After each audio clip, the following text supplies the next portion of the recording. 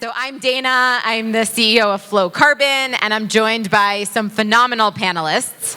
And here, what's really exciting is that these panelists represent some of the leading companies innovating in the intersection of the carbon markets and Web3, at the project level specifically, which is really exciting. So we're now on the supply side of the market, where you actually go, you zoom in on the ground, to incredibly impactful projects that are reducing or removing greenhouse gases from the atmosphere and are doing these activities in a manner that's quantifiable and measurable, and thus are able to have carbon credits issued to them, which they can then sell into the market. So we're going to hear about 3 different types of projects, 3 different projects that are innovating in how projects are done, quantified, and issued. Now, you've heard a tremendous amount about the carbon markets today. So if nothing else, you're all like significantly smarter in a very exciting topic. So congratulations.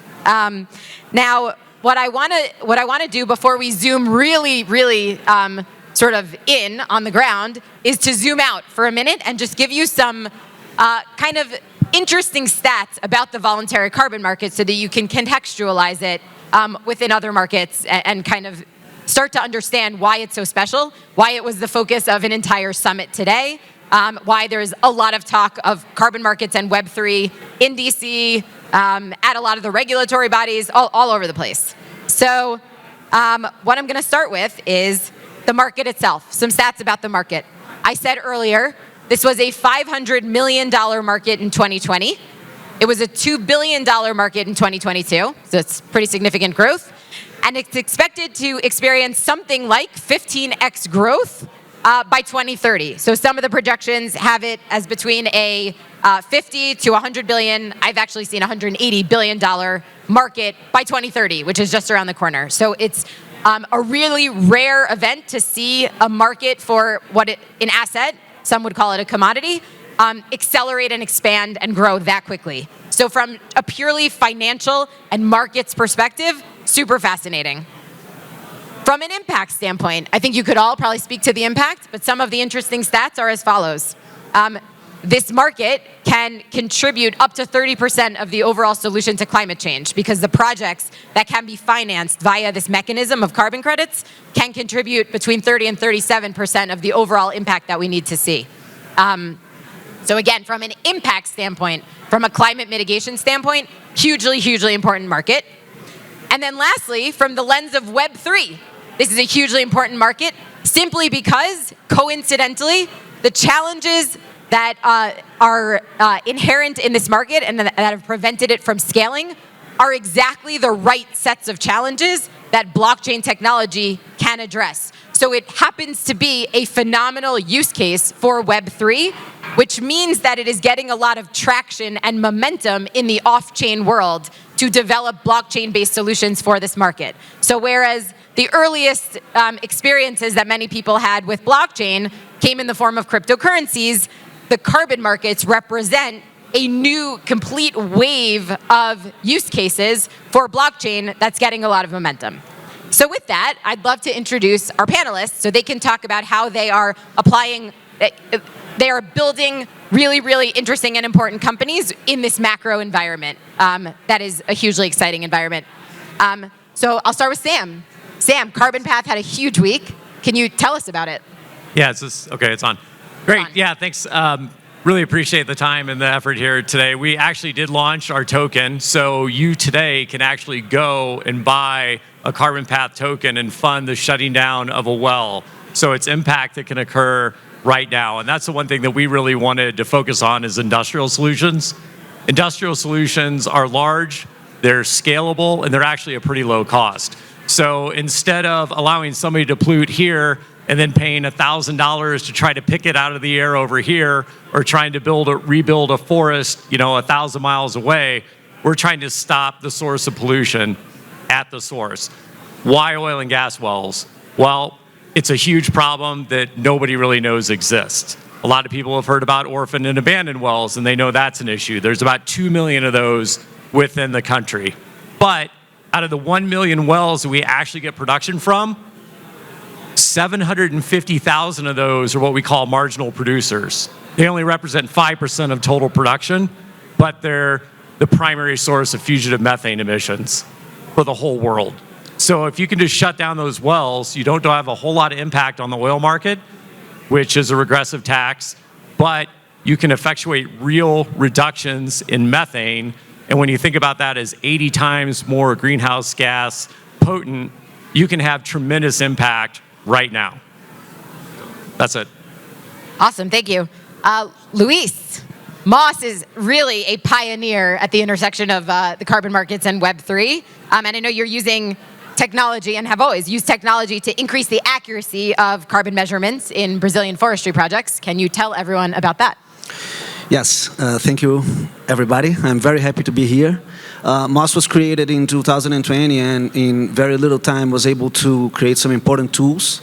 One that I would like to mention is the tokenization, the distribution side of the business, to allow the possibility of individuals everywhere easily acquire tokens that are equal to 1 ton of carbon avoided, emission of carbon avoided.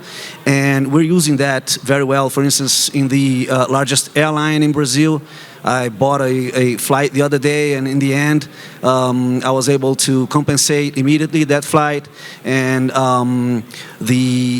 that's through the blockchain because we can retire immediately and not later in a later date. So that was interesting, and we plan to do that in other areas such as gas distribution, electricity distribution. So that's the distribution side of the business. And at the same time, we had to work in the origination side of the business because we see that that's an enormous bottleneck. We're in the country that, in Brazil, that some people call the Saudi Arabia of carbon credits because the Amazon jungle has approximately 40% of the forests in the world and approximately 50% of the carbon credit potential. So we want to be focused there, and what we do is avoiding deforestation. And to avoid deforestation, you need to approach landowners and convince them to, instead of buying an hectare of land, of forest, for $100 and then burning it and selling it the next day for 5 times the price to the agro and cattle creation businesses, to instead keep the land, work with us in those projects, and receive $100 per year. So it's like 100% yield, annual yield for 30 years. It's one of the best investments we know, but the thing is, it's very difficult to approve a project. The Amazon is about 50% from the state, which obviously, we won't work with the state at this moment. Then the other 50% is private. 25% large landowners, 25% small landowners. Like 10,000 hectares is a large land. So at this point, with the current technology, we can only work with the big guys because it's not commercially viable yet to work with the small guys. So what we want is using technology to be able to work in 50% of the Amazon. And for you to have an idea of how important this is, Brazil is like the 8th economy in the world. And can you imagine 200 million people using cars, trucks, ships, but still more than half of the emissions come from burning of the forest and cutting of the forest. So it's a very important area for us, and we want to make it scalable, and we want to really build a corridor of like a green wall, protecting the middle of the forest from the pressure coming from the south. Right, I'll just echo, that's the key point underpinning the entire innovation of the carbon markets, which is you can buy a hectare of land in the Brazilian rainforest and slash and burn it, and all of a sudden its value goes up. That is exactly the economic incentive structure that the carbon markets are trying to invert. So really important point. Fred, OFP is doing an amazing job at reimagining the origination and credit issuance process. Can you tell everybody about that? Yes, so I won't be too long because we had a few people here already. So we're providing the tech to people on the ground that are in this case, complementary to what Luis is doing. Those people are reforesting, doing agroforestry, so we're providing the tech to them directly to do a good reporting on their activities and access carbon finance. Great, short and sweet. Love it. Before we go on to other questions, does anyone in the audience have questions for these three about their project types? No? Awesome. You guys are so clear. Okay, nice. So I think one of the most interesting and exciting parts of working in the voluntary carbon market is the emergence and growth of new project types, new methodologies. So for example, forestry projects are tried and true, and they've been around for a little while, whereas capping oil wells, newer methodology, and that requires something called methodology development. Sam, you want to talk a little bit about that? Yeah, that's right. I mean, we went upon it to actually create our own registry and develop our own methodologies. A lot of the traditional registries really are focused on reforestation projects, and that's great work, and the work you guys are doing are amazing. But if you look at really any of the charts where they show the wedge of here's what we need to do to decline greenhouse gases, and here's the small wedge that reforestation can effectuate change, it's a pretty small percentage, and it requires building forest about 10x the size of Texas. So there's still this huge gray wedge that needs to come about, and that's from actually reducing our footprint. And so how can you do that? Well, it's all heavy industry, right? That's where all emissions come from. Oil and gas is one of the biggest emitters in the world. And as you said, like, you know, it comes through, you know, any type of car, truck, any type of fuel, anytime you move, plastic cups. So you have to actually start reducing hydrocarbon use. And so the way to do that is to take real barrels off the market. And so what you're doing is paying operators to cut the tail of that production off. And when you do, they permanently get locked in the ground. So when people talk about permanence and they're talking about forestry, sure, that's 100 years. When I'm talking about permanence with what we're doing, it's hundreds of millions of years. So once that oil is in the ground, it's never coming back up. You also have a lot of side benefits as well, where, you know, you have a connection between the reservoir and the surface. You can contaminate groundwater. There's normally occurring radioactive material, hydrogen sulfide, benzene, all sorts of bad stuff. So we think that the traditional registries have been ignoring this, and it's really what Carbon Path we're trying to focus on, because we think that's going to be a key component of meeting the Paris Accord. Can you take us really quickly through the steps of a project? So you identify an abandoned or an orphan well, and then what? Yeah, so we do orphan and abandoned wells, but these are wells that are actually making money for producers. So say an example, we've just shut down 2 wells in Montana. They're each producing about 5 barrels a day. They would produce for decades longer, and they were going to sell those wells to a smaller operator, and that's just the life cycle of the oil and gas industry. Your costs exceed your revenues, you sell it to a smaller guy, they can operate it for decades longer. For example, a well that's producing 10 barrels a day, it'll take about 30 years to decline to 1 barrel a day, and it's still economic, 1 barrel a day. So what you're doing is saying, hey, operator that has a 10 barrel a day well, don't sell it to mom and pop operator who we know is never going to properly plug and abandon it, but it's going to go onto that pile of 2 million orphan and abandoned wells. Pull forward that expense, and for a well, it can be really expensive, $100,000 to plug it. Forego the revenue you could get for selling that well to another company today, and we'll try to keep you pretty close to break even on that. So you're basically trading carbon credits for oil. The nice thing about what we're doing is there's a finite amount of oil in the world. So if you're taking some of the cheapest barrels off the market and you're keeping them permanently locked in the ground, because economically, oil would need to be $1,000 a barrel to even think about trying to re-drill and go access those reserves. So for the most part, you're never going to get them. So you're permanently taking supply off the market. And we think that's going to help more than anything the energy transition, because in order to transition, you're going to have to slowly shut down the oil and gas industry, right? If we're going to change to alternative fuels. And this is a very easy way of doing it. And the price point's really cheap. It's like anywhere from at 20 bucks a ton, you can shut down hundreds of thousands of wells. At 50, you can shut down 1 million. Awesome, thank you. So what Sam's focus on is really interesting in the sense that it represents the whole part of the voluntary carbon market that's focused on non-forestry projects. We all talk about the voluntary carbon market and we focus a lot on forestry because by volume, it's a big and very visible part of the market and one that we all feel very passionately about, or I'm speaking for everyone. I feel very passionately about it. But there are all kinds of projects that have unbelievable impacts, both from a carbon standpoint and others that are non-nature based. And this is one of them.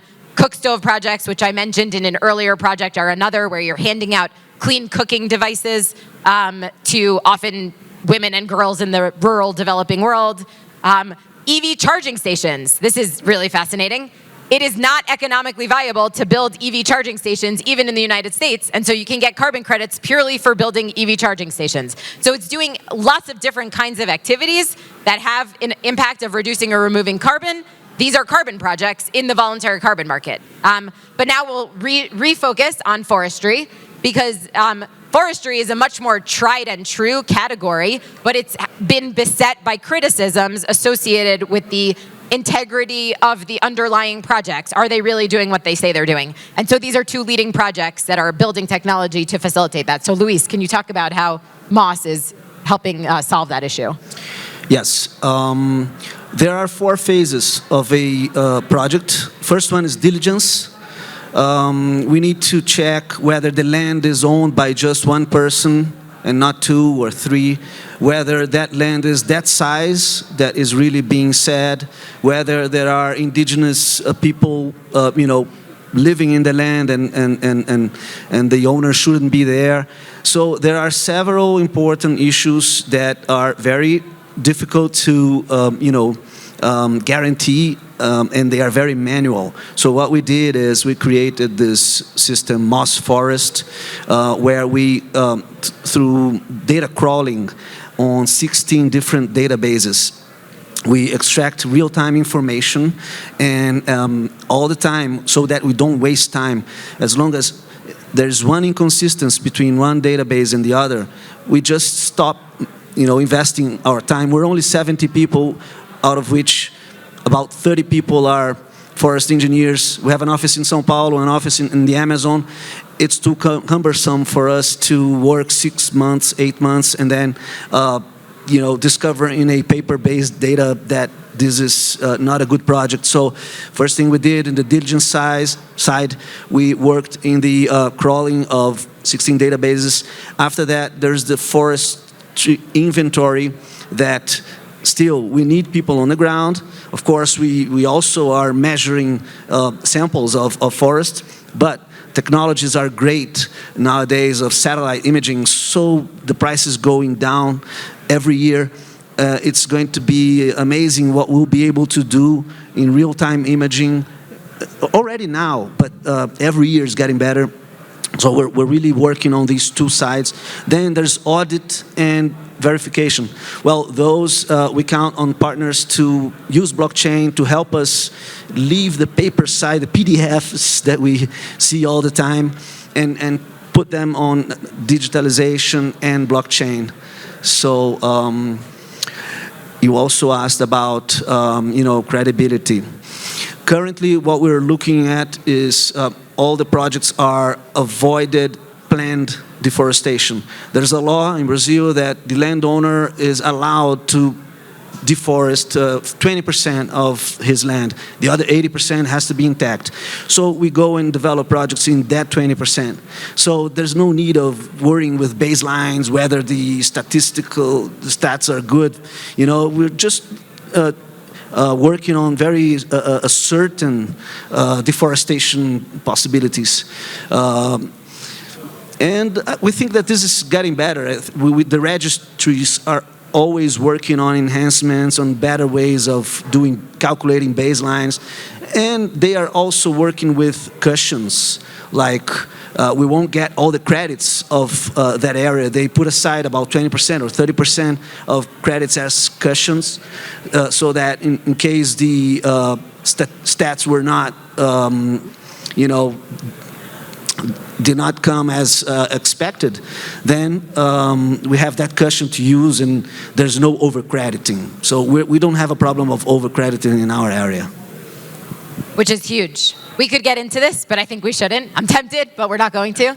Getting into the subject of baselines, and which is, by the way, the Guardian article that criticizes Verra's REDD+, which is their conservation methodology, has been brought up at this summit a couple of times, and that's literally focuses exactly on this question of baseline setting in conservation projects. And so what Luis is saying is that Moss's projects don't have that issue for reasons that I'm not going to go into, even though I'm tempted to.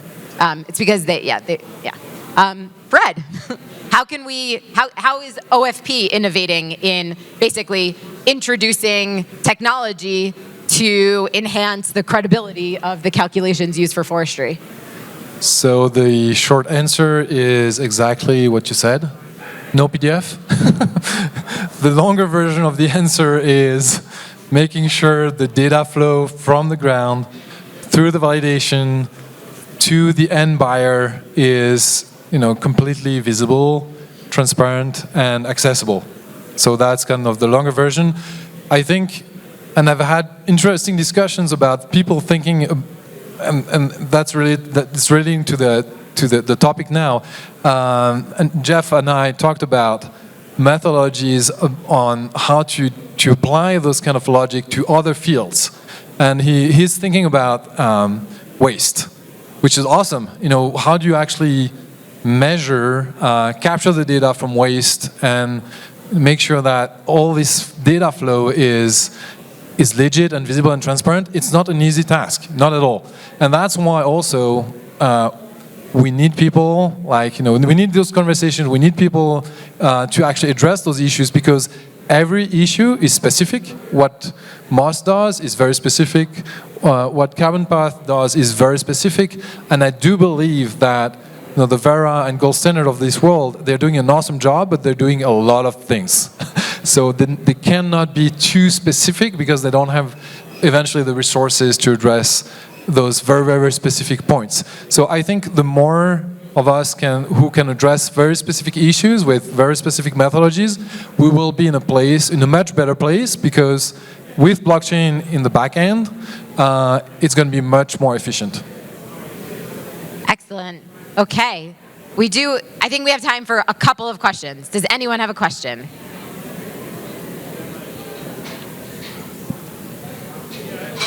Go for it.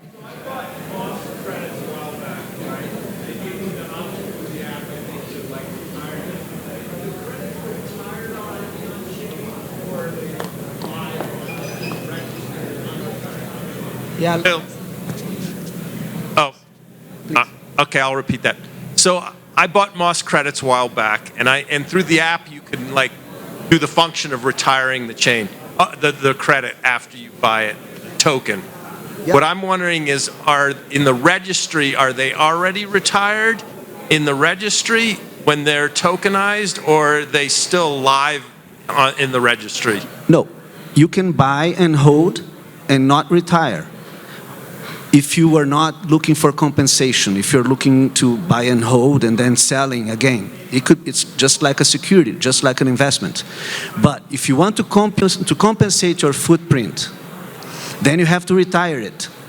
It's like burning it and not being able to make any money from it, because it's not an investment, it's a compensation. So you just need to choose what you want to do with it, and it will only retire if you want, if you do it. Yeah. Yes. Yeah, that's what I was saying. I think, to your question, it probably still lives on, say, a Verra registry. So for ours, that's why we are taking it completely out of Verra's hands. We have it on chain, and once you burn it on our website, it's gone forever. So you don't have to worry about it sitting on some guy's database and wherever. So it's all originates with us and gets retired with us. So that's a little thing that's a little bit harder working with the existing registries that don't want to put anything on blockchain, because you have almost like two parallel systems, where we're eliminating that. There's one registry, it's on our chain, and that's it. Anything else? Awesome. Okay. I guess we're so comprehensive. Wonderful. Well, thank you so much, Sam, Luis, Fred, for a fantastic panel. And we have our next fireside conversation to wrap up the day.